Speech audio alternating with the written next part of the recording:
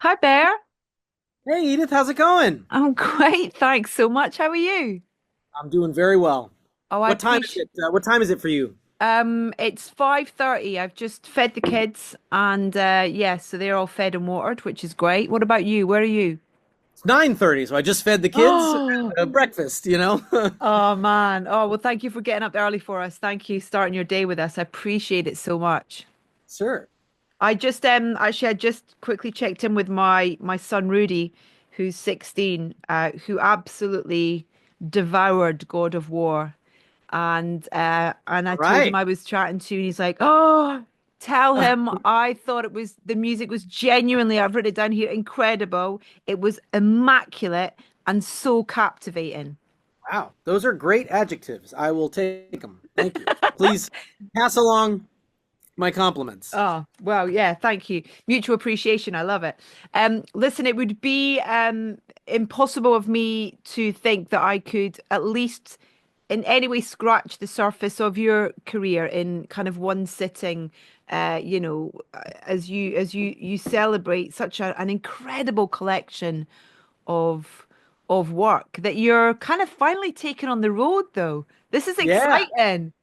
I'm really excited about it, and it and Yeah? it feels like the right time, and it's the right time I think for fans, but it's Yeah. the right time for me. I have spent the better part of the last 20 years in a room like this one 12 to 15 hours a day, and it's time to get out there and really some of my best memories of the last 20 years have been performing Battlestar Galactica, doing concert tours in the late 2000s, and then playing God of War live when it was announced in 2016, playing the Wow. song from God of War Ragnarok with Hosier on stage in 2022. I mean, these are highlights for me, and I finally realized that it was silly of me to wait for those opportunities to materialize. I should just Yeah. make them. Has it been, what's the process been for you in terms of working out the set list? Very fun. I put out I put out a rock record last year, the Yeah. Singularity, which was sort of designed to be a very fun live experience. Every song on the record is a fun one to hear live. So I sort of started there, and then I even did that whole record live, top to bottom, last year in Los Angeles. Um, and for the tour, it's not the Singularity tour; it's the Themes and Variations tour. Yeah. And I started bringing in pieces that I thought would fit well in a rock context, Hmm. which is a lot, surprisingly. It's a lot. The set list is currently massive. We'll see if I even can trim it. But I mean, so many of my favorite pieces just translate so beautifully, and I'm bringing some of the musicians with me that have played on these scores. In the case of a couple of them for 20 years. Wow. So people get to hear, the theme from Walking Dead with my violin player playing it, Paul Cartwright, and he played on Battlestar Galactica, and my brother is the one who sang all along the Watchtower in Battlestar Galactica. He's with me. So Wow. A family it's affair. it's really exciting, and I think people are going to be. I think the set's going to be pretty fun. Well, that's so great. For people who it's the 18th of April in London anyway, that people can see you. Um, and I guess it's that thing of kind of, it's I remember kind of taking my kids to see one of the Star Wars at Royal Albert Hall, with the live playback. And it was Yeah. so lovely because apart from the experience being something that was such a life memory for us, it really allowed my kids to appreciate how much music there was as part of the storytelling, in those films that they take for granted. You were kind of like, I remember my little one turning around to me and going, I didn't realize there was so much music. The players are playing non-stop. Yep. And it was such a nice way for them to appreciate how important that part is to our experiences, film and TV fans, to that kind of storytelling process. So that must be just wonderful for you to experience live. It's pretty great, and I do find that in a live context, all this music hits differently, Hmm. and one of the things I'm doing differently than the experience you're describing is, we're not showing picture. Part of this Yeah. is like I want to break that experience out, because one of the things that's funny about music is that it forms this nostalgic connection. When I Mm. hear the theme to God of War, I not only think of Kratos, I think of all that I went through to write it, the experience, who I was, who I become. I'm very nostalgic, but I actually think everyone that knows that music has something similar. They remember their lives when that game came out, or when they played it, or somebody they played it with, or something that happened that was happening in their lives when that music was a big part of it. So Yeah. the idea, of hearing it live, it's a celebration of both God of War, but also just Personal memories. our collective experience with this music. Yeah. And I am excited because I love sharing that with fans. People will say to me, people often, I think, feel compelled to tell me about these experiences outside of the show. Hmm. Yes, people will say, "Oh, I really liked your music in Battlestar Galactica." But more often I hear people say, "I got married to your music from Battlestar Galactica. I played this music at my grandmother's funeral." Like these were major life events that your I love music, that. and you realize like, wow, that's not what I intended that music for. Okay. Like, you know, I learned that early on in Battlestar. There was a military funeral in Battlestar Galactica in episode 104. Mm. And the next year I got an email from a service member in Iraq, Oh, wow. and they buried one of their friends in a military funeral Mm. with the military funeral music that I wrote for Battlestar Galactica. And it upset me and shocked me, because I thought, well, wait a minute. This isn't supposed to be real life. Like, I'm not writing a real person's funeral, am I, when I do this scene? I'm doing a fiction. Mm. But then I ultimately embraced that once I write this music for this scene, I am giving it away. I am Yeah, giving yeah, it yeah. It's not to the yours universe. anymore. It's not mine anymore. And I Mm. really was honored that that happened and that that person wrote to me. And I think in a way, like, it's like in the spirit of like, let's all celebrate what we love about this music together with the musicians that played it, and I want to experience that with everybody in real time. Absolutely. Do you mind if we kind of go back and talk a little bit about what it was that kind of got you into this world, in terms of musical storytelling in a way? And, was it something that you'd always wanted to do as a kid? And kind of what was the catalyst to you taking that step into that world, I guess? I mean, I'm going to define as a kid, because I was 5 when I noticed film music, and I was 6 when I was critical about it. I was 6. My mom took me to see Back to the Future, Yeah. and I loved the music so much that I grabbed my Fisher Price cassette recorder and I made her take me back, and I held it in the air Oh. and I recorded the music. And then I went home and I was fast forwarding and rewinding, listening to the music. And I was so annoyed that there was dialogue and sound effects and people laughing. Well, around this time, I discovered a thing called a soundtrack album, where they would get rid of all the sound effects and dialogue, and I could hear this music. I was obsessed immediately. So that's 6 years old, right? I mean, Mm. like, that's when I started understanding there's music in these things, and I want to understand what it's doing. I was already taking piano lessons. I was starting to like figure out how to play themes. By the time I was 12, I started writing music all day, every day. Wow. And it was in the styles of film, and that went all the way, to today. But in high school in particular, it's like I would push myself. I would write. I was big into sci-fi, fantasy, horror, so I'm writing that kind of stuff. But then I got into westerns. I'm going to write a western theme. Then I saw, like, there were all these great sort of high concept thrillers that would come out in the mid and late 90s. I'm going to write that. I just want to write everything I can imagine, everything I can think of. So I was wired that way.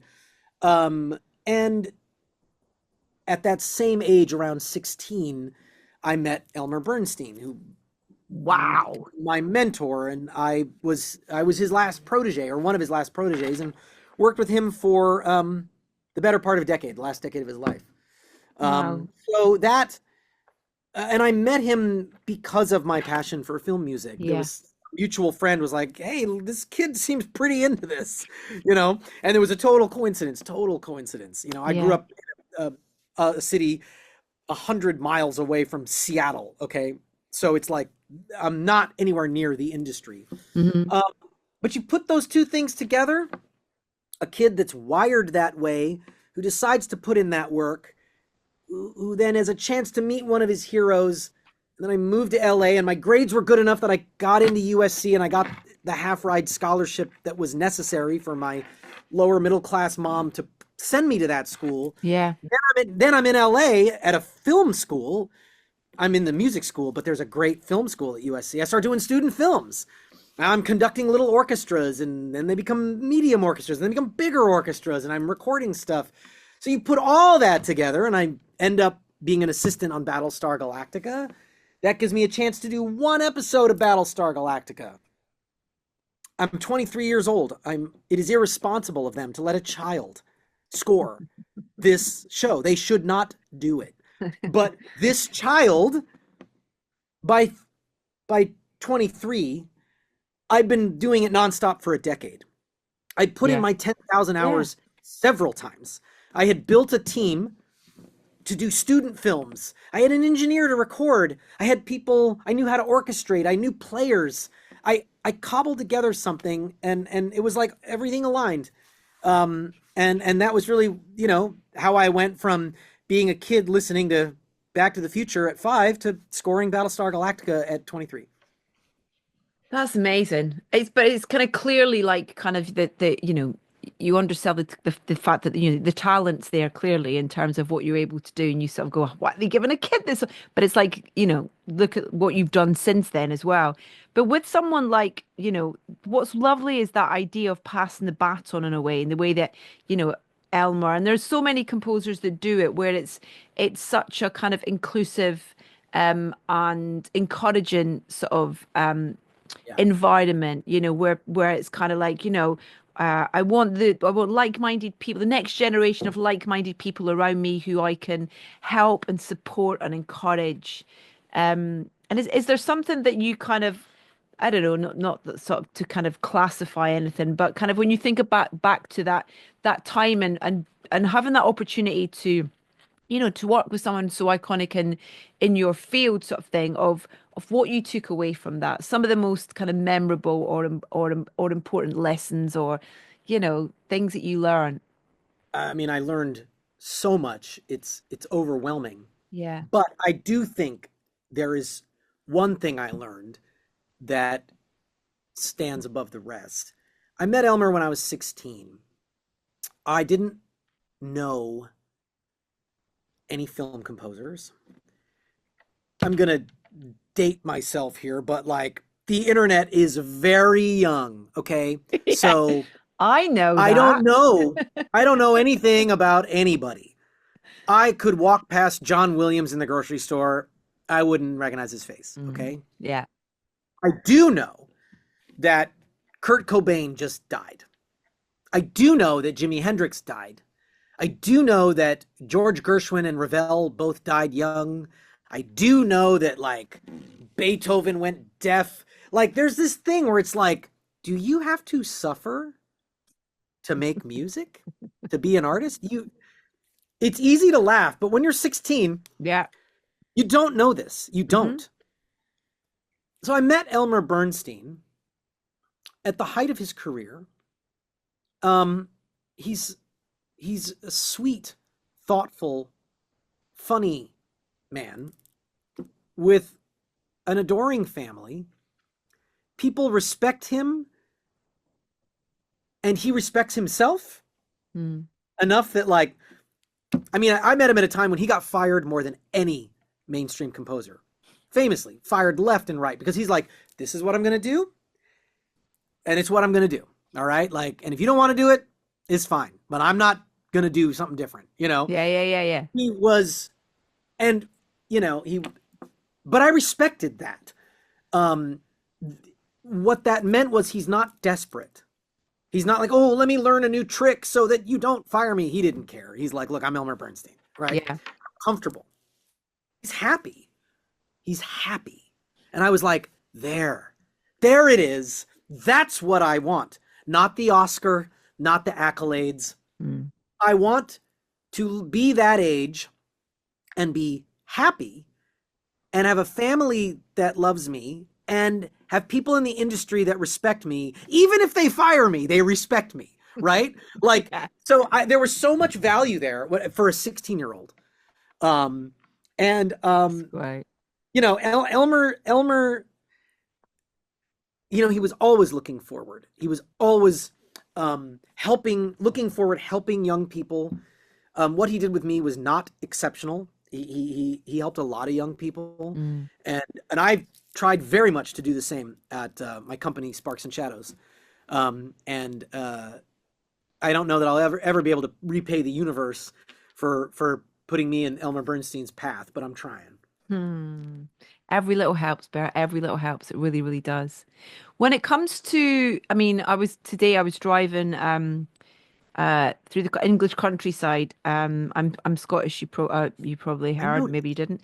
Yes. But I put on some of your Outlander score today, just because I love how celebratory you are of the culture within within the music. You know, both in terms of instrumentation, in terms of songs even that you've reworked and used. You Huh. know, but it was beautiful to just drive around and listening to. I just put, there's so much music there, so I just put it on kind of Yeah. shuffle, so that like what you're going back to Wow. saying, like without pictures of it being just, of it being about the moment and about the piece of music and where it takes you and what your imagination does with it and stuff. So Yeah. it was Thank amazing. you. But that is a beast of a collection of music that you Yes. you worked on for Yes. that show, which has the most attentive, huge fan base. They're all over the world. Yeah. Now that one, you know, what's funny about that is that I grew up going to the Highland Games up in Bellingham, Washington. So I went to the Highland Games every summer.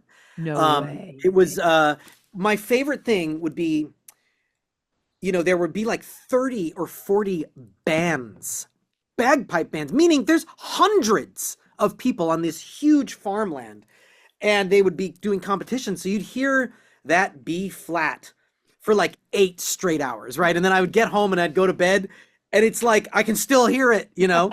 Um, and the food and the caber toss and the music and the dancing, like I loved it. And Oh I'm, wow. part Scottish myself. I am um, Scottish and Armenian, two fantastic musical heritages there. Yeah.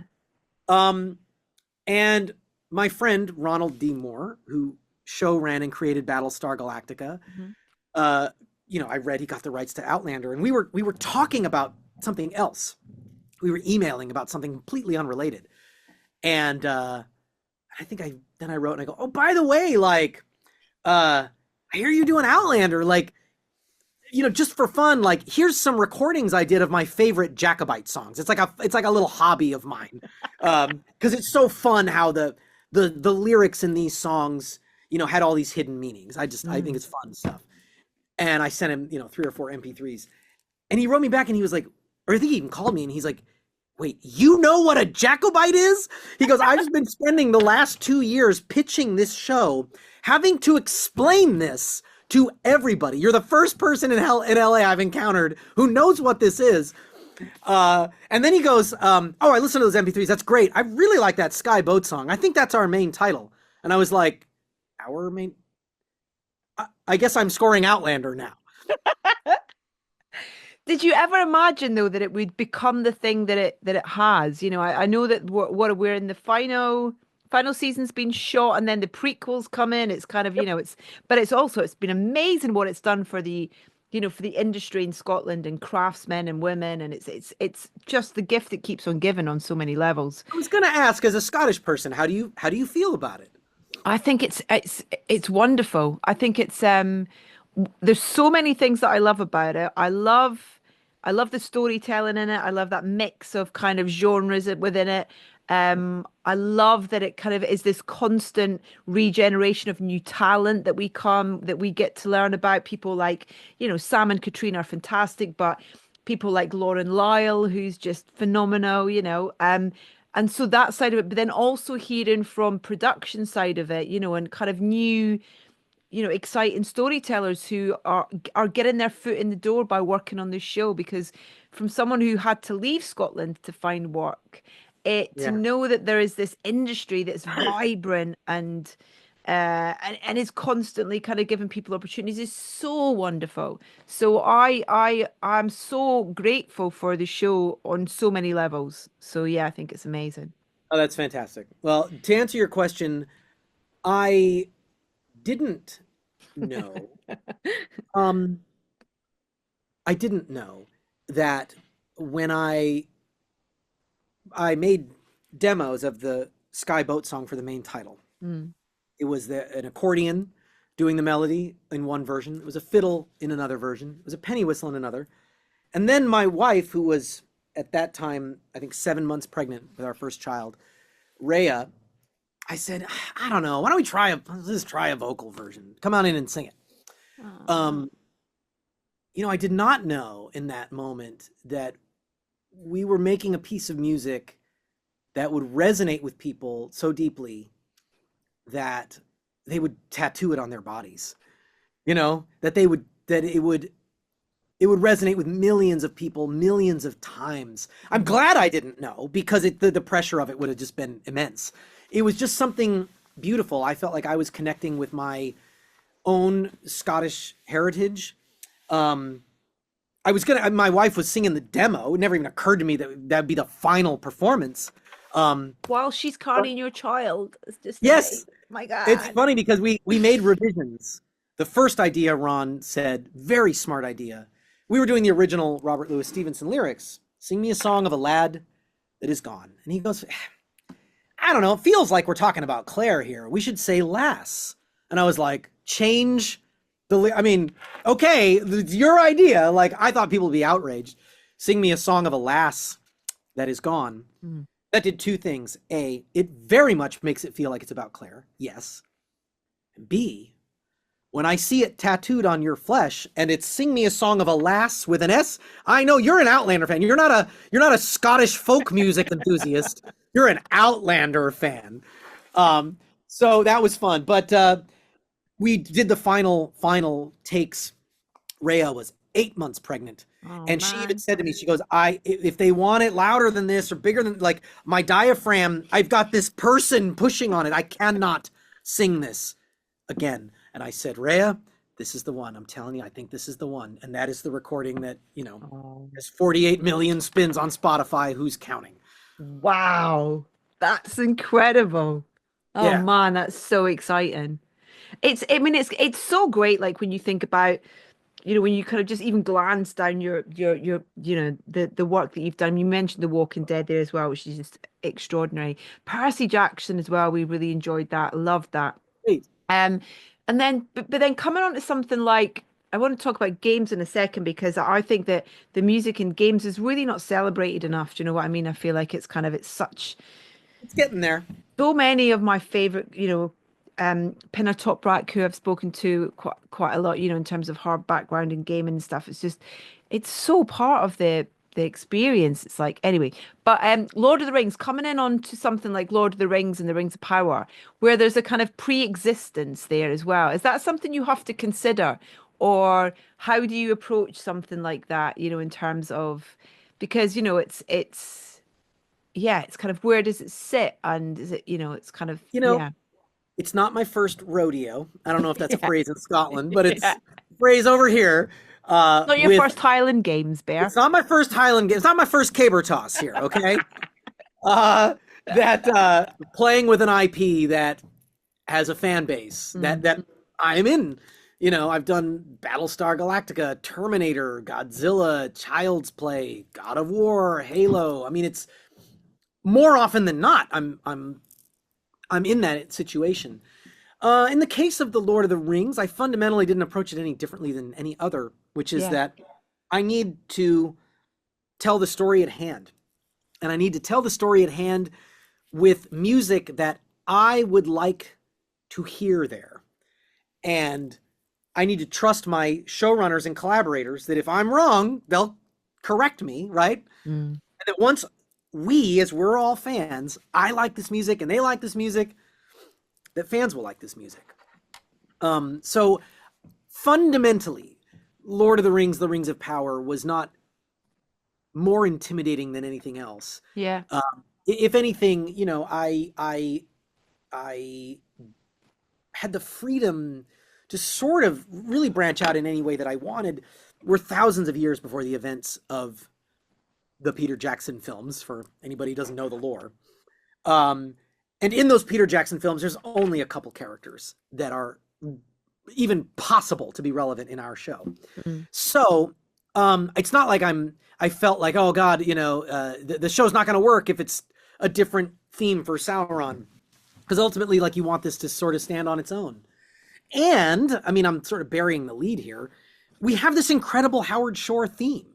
We've got that box checked. Howard Shore wrote the main theme for the show, the main title. Mm. It exists. He is welcoming fans, including me, from Peter Jackson's films. And from there, we're taking them on a new journey. So yeah, it's like but it isn't something I ever worried about because, like, I trusted my tastes. Yeah, Like, yeah. I think it's cool that the Harfoots have some Celtic instrumentation because thousands of years from now, they're going to settle in the Shire and it's going to sound like that. Yeah. So obviously, I'm not going to do something that's totally off base. You know, Like at the that. same time, second season, I started getting a little more daring. You know, we're going to a part of the map, the lands in the east of Rune, that have never been depicted before. And so I used Bulgarian women's choir, featured prominently because it's like, well, I'm going to bring in a new sound. Yeah. Numenor was off the map. We had never seen Numenor in the Peter Jackson film, so I used a lot of Mediterranean, North African, and Egyptian instrumentation, Turkish, Armenian instrumentation, which sort of pulls the sound of Lord of the Rings that people expect in new places. And then, like, I just went nuts in season 2, and this troll walks out and starts brutalizing friend and foe alike in this big battle. And I'm watching it. And yeah, look, I just put out the Singularity. It's a metal record. And I just thought, I want to hear the lead singer from Meshuggah, my favorite death metal band, during this moment. And that's what you hear. You know, we did a death metal song in Lord of the Rings. But Feels right. Yeah. it felt feels right, right? This is Yeah. what I'm saying. I trust my instincts Yeah. because I'm a fan. I grew up immersed in this stuff, and I am where I am in terms of my tastes, and I trust the people around me. Like, is it weird to do a death metal song? And like, no, they like it. They like it. And ultimately, the Yeah. fans liked it. I mean, the fans really embraced it. So I ultimately have my own taste. I will say I am by far my harshest critic. By far. Like, when I'm writing a theme, if I get to the point where I go, you know what? I think that's pretty good. Mhm. It has gone through its paces, Yeah. you know. So anyway, yeah, I love that challenge. But ultimately, it is all about telling the story at hand using the Yeah. tools I think are best. I feel like with gaming and writing music, it's like, where do you start? Because you can't preconceive, particularly when it's gameplay. Do you know what I mean? Something, where you can't predict people's movements. There's a challenge, there's a quest, you know what I mean, in some of it. But in terms of how then you write music based around that, it feels like it's almost like it's like a magician in terms of kind of, Yeah. that idea that there is music there available for every scenario that could possibly come up. It's mental. My brain kind of explodes just thinking about it. So Christ knows how you actually write it, come up with the ideas, the themes, the kind of the instrumentation, and then yeah, make Well, it all work. that to do that well, Hmm. and I have been fortunate to work with teams, development teams that do it very well, um, the best in the industry. Mm. It takes a large team. It's me, the game directors, my music team, their audio team, all working together. I mean, it's like It's like building that barn in Witness. You remember the old movie, and all the Amish people are building the barn, and you're like, it takes everybody to build this barn, right? That's what it is like doing a game score. That's a weird analogy, and again, I'm just dating myself here. Like, I I'm sure like the it.